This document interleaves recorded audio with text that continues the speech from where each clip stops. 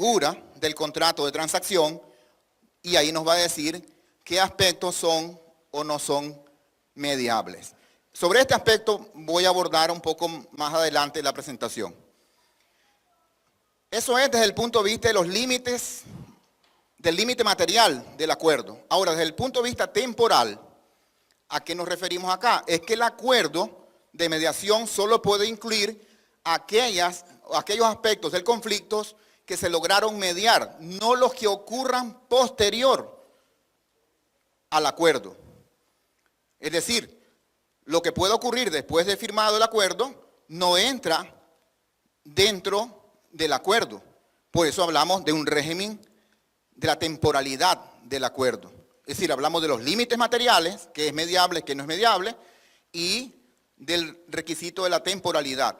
Solo tiene efectos obligacionales los acuerdos logrados dentro del proceso de mediación y recogidos en el acuerdo de mediación. Y por último, la ley nos impone un contenido preceptivo. Es decir, la ley nos dice qué debe contener el acuerdo de mediación. Nosotros en la práctica decimos, no decimos qué debe contener el acta, decimos nosotros, ¿verdad? Y entonces el artículo 19 responde a eso. El acta debe contener, ¿verdad?, tales y tales puntos. Todos los mediadores saben a qué nos referimos cuando decimos los aspectos que debe contener el acta. Entonces, si analizamos el régimen jurídico del acuerdo de mediación, podemos fijarnos, ¿verdad?, que por eso decimos es un contrato y su similitud, su analogía es con el contrato de transacción. Ahora bien, una vez firmado el acuerdo, nos toca analizar ahora cuáles son sus efectos, tanto desde el punto de vista sustantivo, tanto desde el punto de vista procesal, y entonces podemos decir que desde el punto de vista obligacional va a vincular a las partes como vincula a las partes cualquier contrato. Exactamente igual. Tiene fuerza vinculante entre las partes, es lo que dice la norma sustantiva, ¿verdad? Acuerdo entre partes es ley para las partes. Exactamente es acá en el acuerdo de mediación. Ahora, desde el punto de vista procesal, ¿qué pasa si logramos un acuerdo en mediación? ¿Puede alguna de las partes decir, mañana se me ocurre, no voy a cumplir con este acuerdo?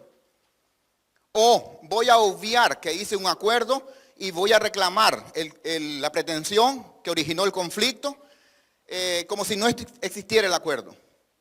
¿Qué hace la otra parte si, digamos, el acreedor decide reclamar la pretensión como si el acuerdo de mediación no existiera? ¿Qué pasa si establece una demanda que va a alegar la parte contraria? Obviamente va a alegar, ¿verdad?, la excepción de transacción, que es equivalente a decir cosa juzgada. Otra cosa dirán ustedes, pero si no le cumplen, ese es otro fenómeno. Esa es otra cosa, ¿verdad? Estamos hablando de que lo acordado tiene que ser respetado, es decir, se establece un vínculo jurídico entre las partes. Y entonces, cabe preguntarnos, ¿quiere decir que el acuerdo de mediación se vuelve una excepción material o una excepción procesal?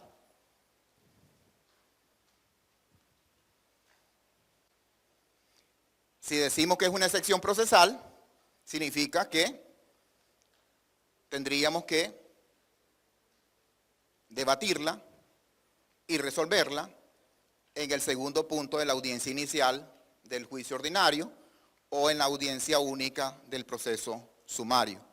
Si decimos que es una excepción material, el juez, ¿verdad?, tendría que resolverla con la sentencia, es decir, con el tema de fondo.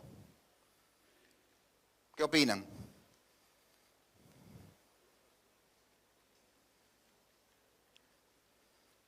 Tenemos un tema procesal ahí, ¿verdad? ¿Qué diría el juez al final? Alguien puede preguntar, pero es que yo no me acuerdo haber visto en el código ninguna excepción que se llame excepción de transacción. Es que las excepciones en el código no son taxativas. Ni las procesales ni las materiales. ¿O no es así? Ok. Después, por último, en cuanto a los efectos, tenemos el efecto del título ejecutivo.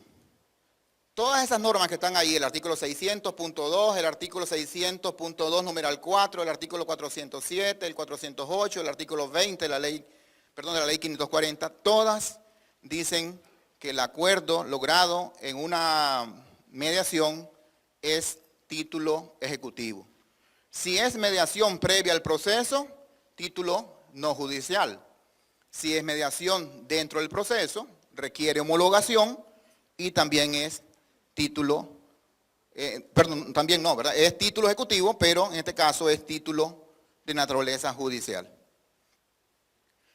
Visto lo anterior, entramos entonces a lo que nos han pedido, que habláramos un poco sobre el papel del mediador en la interpretación de las normas sustantivas.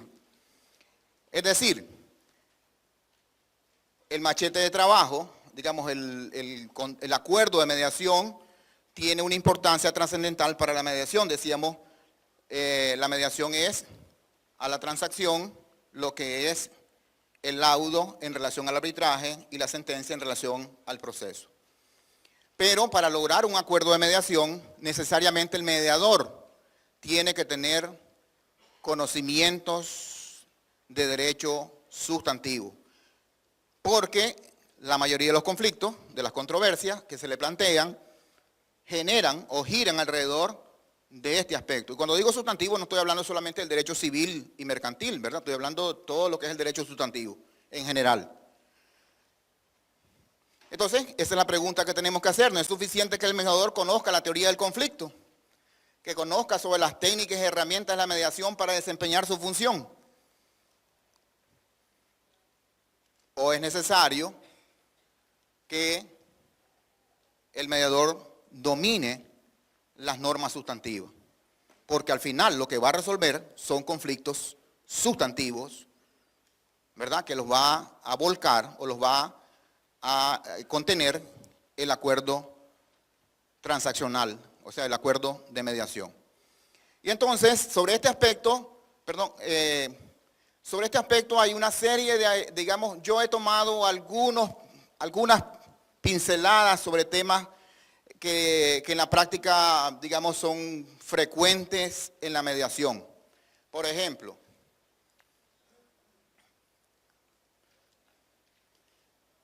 llega un acreedor, la empresa X, o la persona natural X, planteando que su deudor le debe, por ejemplo, una deuda y que además le debe los intereses, y que esos intereses son del 5% convencional mensual. La pregunta es, ¿eso es válido? ¿Puede un acreedor cobrar el 5% de interés mensual? ¿Qué necesitamos saber? ¿Qué necesita el mediador saber? La norma sustantiva. Y ahí no estamos frente a la naturaleza jurídica del acuerdo de mediación, estamos frente a un tema meramente sustantivo.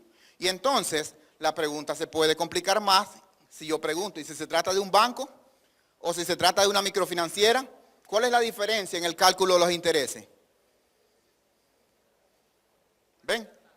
Esa es la diferencia. Entonces ahí el mediador, el papel del mediador, la formación que el mediador tenga en materia sustantiva es trascendente para la validez del acuerdo de mediación.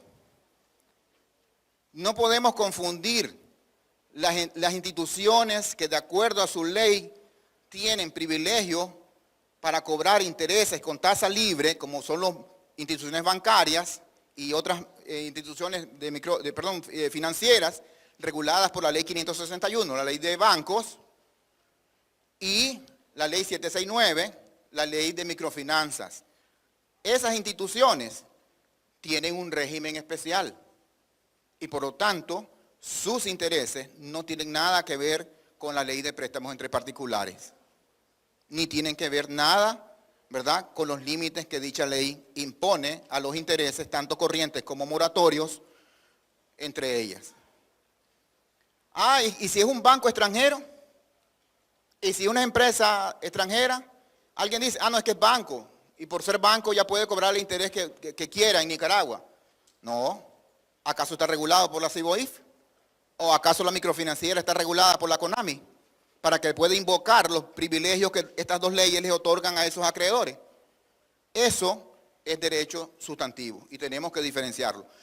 No es banco ni es microfinanciera regulada por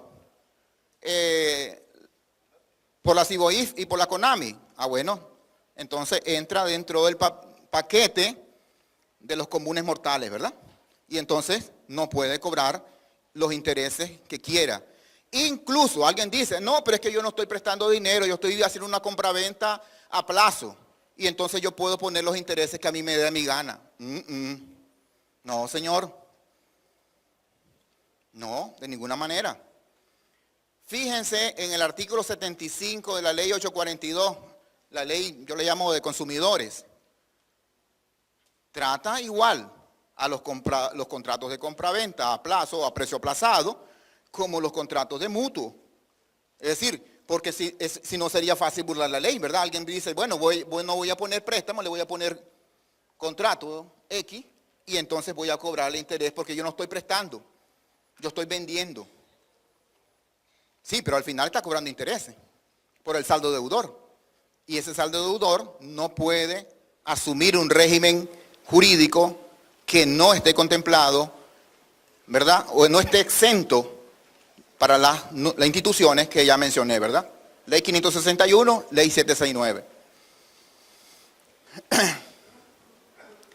Dejo el tema ahí, ¿verdad? Porque, bueno, ahí podríamos mencionar, pero obviamente el tiempo no me va a dar, temas, por ejemplo, relacionados desde el punto de vista sustantivo. Ley de préstamo entre particulares, Ley 176, la reforma, la Ley 374, la Ley 842, el artículo 75.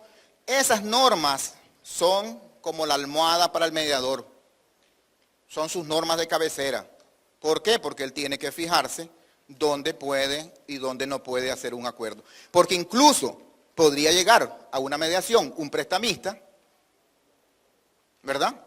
Y llega suave, queriendo hacer acuerdo. Pero cuando nos fijamos en el contrato, es que tiene 10% de interés mensual. ¿Y qué hacemos si hacemos un reconocimiento de adeudo?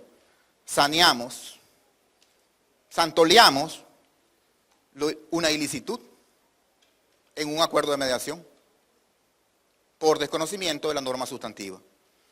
Ok, también es frecuente este segundo aspecto, el tema de por ejemplo, pretensiones relativas a nulidad de contrato. Y llega una de las partes y dice, es que yo quiero pedir la nulidad de este contrato. ¿Y a quién citó la mediación? Cité al vendedor o al comprador. Entonces la pregunta es, ¿podemos mediar en un contrato que lo celebraron A y B y un tercero quiere pedir la nulidad del contrato? ¿Podemos hacer acuerdos con una de las partes que firmó el contrato? ¿Vincula a la otra parte que no participa en la mediación ese acuerdo? Estamos frente a un tema de legitimación pasiva. Y si se fijan, el artículo 70 del Código Procesal Civil dice quiénes tienen legitimación activa, ordinaria o extraordinaria, quiénes tienen legitimación pasiva, ordinaria o extraordinaria. Y entonces dirá, es que eso no es norma sustantiva, es norma procesal. Sí, pero el acuerdo, cuando se llegue a ejecutar, el juez va a revisar si los que participaron en el acuerdo estaban legitimados, ya sea activa o pasivamente. Otro aspecto, es lo mismo hablar de nulidad de instrumento público y de nulidad de negocio jurídico. Es que yo quiero pedir la nulidad de esa escritura. Entonces la pregunta es, y es que le falta la fecha, le falta la hora, no está firmada, el notario no estaba autorizado. Y entonces comúnmente confundimos la forma con el contenido. Yo siempre le digo a la gente, no confundan las hojas del nacatamal con el nacatamal. ¿verdad? El negocio jurídico va contenido en una envoltura. El negocio jurídico es el contrato. La envoltura puede tener distintas formas. Puede ser una escritura pública, puede ser un acuerdo privado. Es decir, puede estar envuelto ese negocio de distintas formas. Entonces tenemos que diferenciar. Me llama la atención, y aquí perdónenme si me meto a cosas que no debo, estaba leyendo la circular 39, la que salió ayer, ayer, ¿verdad? Y en el aspecto literal 120, no recuerdo bien, no sé, ahí no se fíen del número, ¿verdad? Pero sí me acuerdo que lo que dice, y creo que establece en qué casos no es necesario, ¿cómo se llama? La mediación previa para acudir a demandar determinada pretensión ante el órgano jurisdiccional. Y entre los casos que menciona varios, por ejemplo, jurisdicción voluntaria, obvio, ¿verdad? Lógico. Pero menciona, por ejemplo, que dice que no se requiere mediación previa en nulidad de instrumento público y falsedad. La pregunta es, ¿significa que esos dos aspectos no son mediables?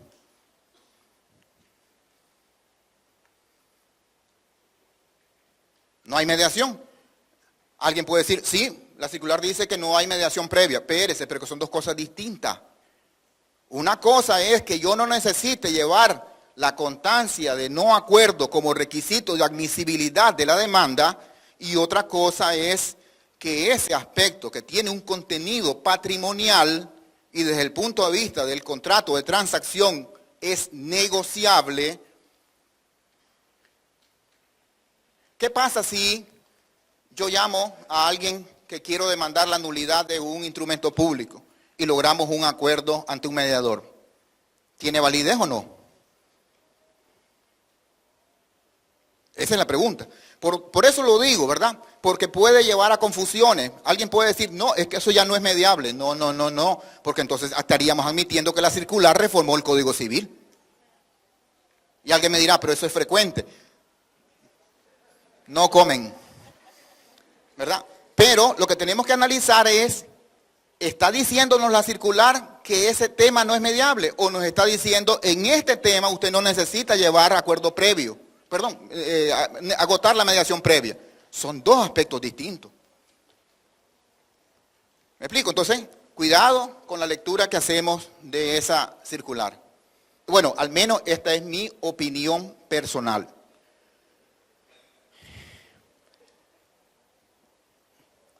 ¿La nulidad del instrumento público conlleva la nulidad del negocio jurídico? Depende. Dirá alguien, no, el negocio jurídico es una cosa y el instrumento público es otra. Depende. ¿Y si el contrato es solemne? ¿Qué pasa si el contrato es solemne? Me bajo la forma, el contenido queda válido. Al revés, una compraventa. Ataco la nulidad de la escritura pública porque el notario cometió defectos en la acreditación de las partes por violando el artículo 23 de la ley notarial. El negocio jurídico contenido en ese instrumento público no tiene validez. No existe contrato. Esos son temas muy frecuentes en la práctica. Y entonces llega el usuario diciéndonos, yo quiero la nulidad de este instrumento, dice él, de esta escritura. El usuario no sabe distinguir. Y entonces hacemos un acuerdo de nulidad, pero cuando revisamos lo que él estaba queriendo decir, que lo que quería era la nulidad del contrato. Entonces, ¿cuáles son las causas de la nulidad? Es que el consentimiento me lo arrancaron a golpe. Entonces, estamos hablando de otro fenómeno. Y ahí el mediador es el que tiene que poner la pauta. El usuario me da los insumos fácticos, pero al igual que él al juez, yo le puedo dar la relación fáctica. Es más, yo puedo como demandante hacer una calificación jurídica de los hechos aseverados en la demanda, pero esa calificación jurídica que yo hago en la demanda no vincula al juez, porque el principio jura non vicuria, el juez tiene facultades para calificar, ¿verdad? Para apreciar si esa calificación jurídica que yo hice de los hechos es acorde o no a la relación fáctica y a las pruebas que se han presentado en el proceso. Por último, estos solo son tics, ¿verdad? Sobre el tema sustantivo. ¿Qué diferencia existe entre los conceptos de propiedad, posesión y mera tenencia? Y dirán ustedes, pero esto no es un examen de derecho de bienes. Sí, pero el problema es que cuando vamos llegamos al conflicto, confundimos los conceptos y por lo tanto las pretensiones van por las cuajadas, es decir, van fuera de la lógica. Es que yo soy poseedor. Ajá, ¿y usted por qué es poseedor? Es que yo vivo ahí. ¿Y cómo llegó a la propiedad? Es que fulano me la prestó. Entonces usted es poseedor. No, usted no es poseedor, usted es un mero tenedor. Y por lo tanto, los acuerdos tienen que ver con la legitimación que cada parte tiene en el acuerdo de mediación. Entonces, esos conceptos, yo obviamente no voy a abordar, ¿verdad?, lo que es propiedad ni lo que es posesión, porque lo que quiero hacer es énfasis en la necesidad, en la importancia del dominio del derecho sustantivo para poder desempeñar un rol, ¿verdad?, como mediador, para no generar acuerdos de mediación que si bien son contratos, cuando llegan al juez no pueden ser ejecutados porque están mal elaborados. Ya vamos terminando. ¿Cómo estoy con el tiempo? A ver, moderadora, ¿cómo voy? ¿Voy colgado ya? Ok. Siempre siguiendo un eje transversal, entonces tocamos rápidamente los límites de la mediación. Pero no desde el punto de vista puntual, ¿verdad? Sino desde el punto de vista de lo que debo conocer. ¿Qué tenemos que recurrir? Vamos al Código Civil. Transacción.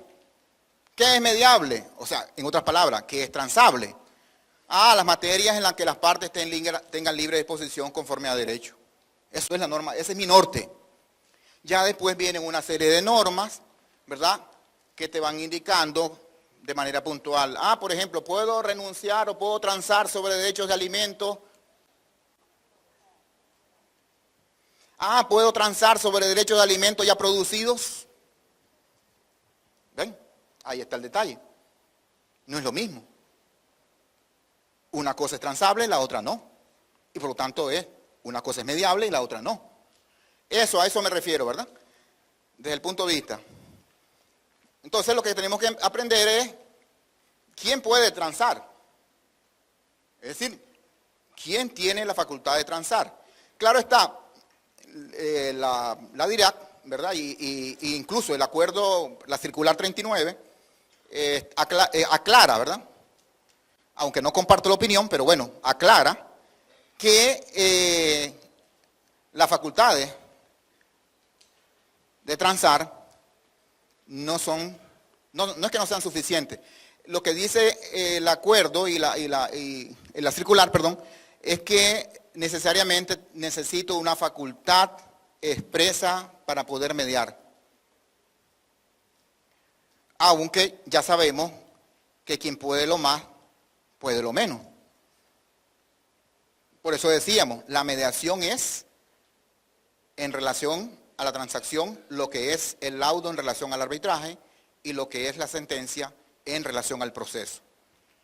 Pero bueno, hay que tener cuidado entonces que los poderes, ¿verdad?, ya sea especiales o generales judiciales, tengan la facultad expresa de poder mediar y consecuentemente de poder transar. Y acá solo unas normas rápidas, ¿verdad? Entonces tenemos que tener en cuenta las normas del Código Civil, fundamentalmente artículo 2182 al 2185, que nos dicen, ¿verdad?, quiénes pueden transigir, o sea, quiénes pueden transar y sobre qué materia se puede transar. Pero no basta tener ese conocimiento de las normas sustantivas, hay que saber las normas del Código Procesal que no estaban así reguladas en el PR viejo, por ejemplo, en temas de capacidad para ser parte. ¿Quién tiene capacidad para ser parte? Llega una asociación momentánea o una asociación en participación y dice yo vengo a demandar a este deudor, ¿verdad? Es que yo soy una sociedad. Y el mediador le pregunta, ¿y deme su acta constitutiva y su inscripción en el registro? Ah, es que no la tengo. Entonces, ¿cómo usted es sociedad? Ah, es que nosotros así funcionamos, tenemos un acuerdo privado. Ah, entonces usted no tiene personalidad jurídica y por lo tanto no tiene capacidad para ser parte y consecuentemente tampoco capacidad procesal. Ah, entonces no puedo mediar. Sí, puede mediar porque el nuevo código le reconoce capacidad para ser parte a las personas, digamos, a las uniones comerciales, ¿verdad? Sociedad de hecho, pero no como persona jurídica con capacidad para ser parte propia. Una cosa es que yo diga, ABC tienen una unión comercial y los tres tienen capacidad para ser parte como unión, pero no como persona jurídica. Son dos cosas diferentes. Capacidad procesal, por ende, tiene que ver legitimación. Y ahí hay que entender quién tiene legitimación ordinaria y quién tiene legitimación extraordinaria. Ese es un tema que no se logra diferenciar correctamente. Generalmente la legitimación ordinaria es la que corresponde al titular del crédito o el derecho que se está reclamando.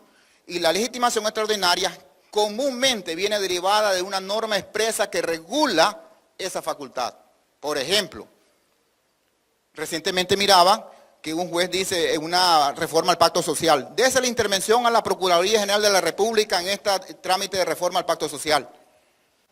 ¿Por qué? Ah, es que la ley dice que la Procuraduría tiene derecho a intervenir en los actos de jurisdicción voluntaria. Cuidado, no, en algunos, no en todos. ¿Qué tiene que ver la Procuraduría en una reforma al pacto social? Ah, es que el artículo 779 dice que la Procuraduría puede intervenir. La pregunta es, ¿en cuáles actos? ¿En todos? No. Entonces tengo que distinguir. Y dirán ustedes, ¿qué tiene que ver eso con la legitimación? Es que exactamente eso es legitimación extraordinaria. La legitimación extraordinaria requiere una norma expresa que diga, usted puede hacer esto. Usted puede entrar a esta fiesta porque tiene invitación. De lo contrario, no puede intervenir. O, por ejemplo, el poder de disposición de las partes. Hay que revisar el poder. ¿Qué facultades le dieron? Tenemos que leer. Ah, es que tiene un poder general judicial con facultad de mediar. No, es que tiene un poder generalísimo. Tenemos que entrar a diferenciar qué facultades tiene en un caso y en otro. Ok, por último termino con este tema. La responsabilidad civil del mediador. Antes hemos abordado dos aspectos, el acuerdo de mediación y su naturaleza jurídica y la parte sustantiva. Ahora, ¿qué tiene que ver la responsabilidad civil del mediador? La pregunta es, ¿la mediación es una actividad profesional? Podemos decir, yo soy como profesional un mediador. Sí, claro, obvio.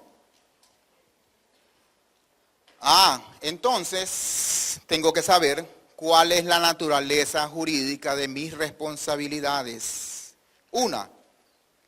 Entonces tenemos que entender que el mediador, cuando entra a mediar un conflicto, asume una prestación de un servicio profesional. Y consecuentemente, sus obligaciones frente a esa mediación o frente al pedimento que le hacen las partes, se convierte en una obligación de medio, no de resultado. ¿Qué significa eso? Que yo, mediador, garantizo mi imparcialidad, mi ética, mi capacidad, mi mayor expertise en lograr un acuerdo, pero no garantizo que va a haber acuerdo. Es decir, cuando hablamos de obligaciones de medio, estamos hablando exactamente lo que hacemos los abogados cuando asumimos un proceso. Usted no le puede decir a su cliente, yo le garantizo que ese caso se lo gano de calle. No, usted le puede decir, yo le garantizo que usted va a estar bien defendido. Voy a poner toda mi expertise en defender su pretensión, en lograrle un buen resultado, pero no le puedo asegurar el resultado. Una obligación de resultado es porque cuando yo contrato a un ingeniero y le digo, haceme esta casa, esa es una obligación de resultado. Él me tiene que entregar una casa. Pero cuando yo asumo una mediación, yo no puedo entregar como resultado necesariamente un acuerdo positivo, porque si las partes deciden no acordar, hasta ahí llegamos. Ok, y consecuentemente entonces la obligación del mediador es la de diligencia exigible a un buen profesional. No digo a un buen padre de familia, porque hay buenos padres de familia que pueden tener buenos propósitos, pero no pueden, ¿verdad? No tienen los conocimientos que tiene el mediador. Por eso hablo de un buen profesional. Y en tal sentido, entonces, esto nos conlleva a qué responsabilidades civiles tiene el mediador. Esas responsabilidades nacen del contrato que vincula al mediador con los mediados. Es que yo no firmé ningún contrato. ¿Y qué hizo usted entonces firmando el acuerdo de mediación? ¿Qué hizo usted reuniéndose con las partes? Eso no es un contrato. No genera responsabilidad para usted. El acta inicial se convierte en el instrumento que vincula a las partes con el profesional. Es decir, esa es la prueba de que usted asumió una responsabilidad como mediador. De ese documento, obviamente, van a nacer derechos y deberes. Deberes, por ejemplo, de los mediados de carácter pecuniario, pero también obligaciones del mediador frente a las partes que están mediando. Perdón. Y aquí ya voy buscando el final. Entonces, ¿de qué hechos o conductas responde el mediador? Uno, responde contractualmente, porque hay un contrato, ¿verdad?, entre el mediador y los mediados. Responde civilmente. Dirán, es que ese fue, miren lo que puede decir alguien. No, es que ese fue la autonomía, la voluntad, el principio dispositivo expresado por las partes al lograr el acuerdo. Pero usted es el que le tiene que decir, esto se puede mediar y esto no se puede mediar. No, pero es que eso fue lo que ellos decidieron. Y entonces, ¿usted qué cosa es? Como mediador. Es que no tengo responsabilidad. Claro que tiene responsabilidad. Hace un acuerdo que cuando el acreedor llega a ejecutarlo ante el juez le dice, este acuerdo es nulo. ¿No tiene responsabilidad el mediador? ¿Tiene responsabilidad el deudor? Sí, la tiene, la sigue teniendo, pero el mediador tiene responsabilidad civil. ¿Tiene responsabilidad disciplinaria? Sí. Comúnmente los centros de mediación, ¿verdad?, y las instituciones que se dedican a la mediación tienen un código de ética. Por ejemplo, el mediador no puede asumir una posición parcial. Entonces, eso está reflejado en un código de ética. Entonces, ahí tiene responsabilidad disciplinaria. Y obviamente tiene responsabilidad penal. Si los hechos son constitutivos de un hecho o son un hecho punible, también hay responsabilidad penal. Dirán ustedes, está echándonos, impresionándonos con que nos van a clavear por... No, porque entonces lo que tenemos que hacer es cuidar de lo que el mediador debe, o de los deberes que el mediador debe cumplir. Y acá le he colocado solo manera de una conducta profesional íntegra, honrada, veraz, diligente, actuación de acuerdo con las exigencias de la práctica profesional y de la buena fe, dedicación, competencia. No me refiero a solo competencia desde el punto de vista, ¿verdad?, de facultades, sino también desde el punto de vista de conocimiento, independencia, neutralidad, imparcialidad, confidencialidad y secreto profesional y suministro de información. Perdón. Y con esto yo concluyo. No sé si hay, cómo es la dinámica de... Estamos ahí, estamos en tiempo, ¿verdad? Sí, correcto. Entonces, muchas gracias por su atención.